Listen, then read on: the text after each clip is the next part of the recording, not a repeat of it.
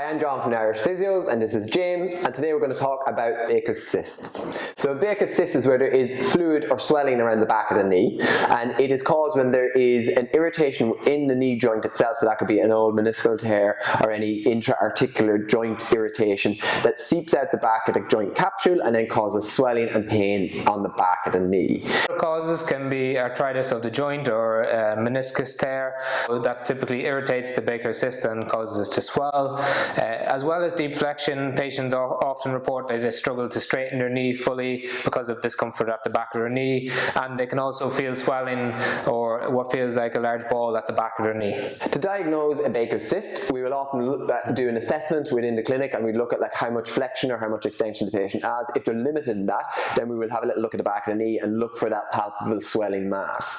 That can then also be accurately diagnosed using a diagnostic ultrasound if available, where you can look at how big that Bakers cyst is, and in some cases if you've had an MRI it may suggest that there is fluid in the Bakers cyst region, and that can help with that accurate diagnosis. As part of our assessment, we're also trying to rule out other conditions that can be causing your Bakers cyst. This is probably the most important bit. It's very rare that you get a Bakers cyst in isolation. There's usually something going on within the joint that's causing it. So this is important because it will influence how we approach your rehabilitation. So the treatment of the Bakers cyst is going to be where we're trying to look at what is causing that acute maybe flare-up of that fluid. So if you have done an activity recently that has caused this pain and swelling to develop, we'd look at reducing that down. We'd look at offloading the knee joint for a period of time, maybe using some anti-inflammatories to try and get rid of that fluid, and then also looking at stretching any structures around the back of the knee. So that may be your gastrocnemius, your hamstrings, and trying to see will that settle off those symptoms.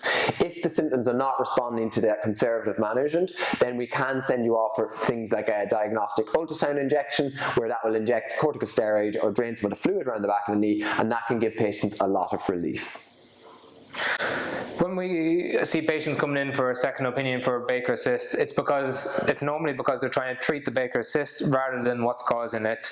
If you have been receiving treatment for a long period of time for your Bakers cyst and not seen any improvement, speak to your therapist about other options, including an injection.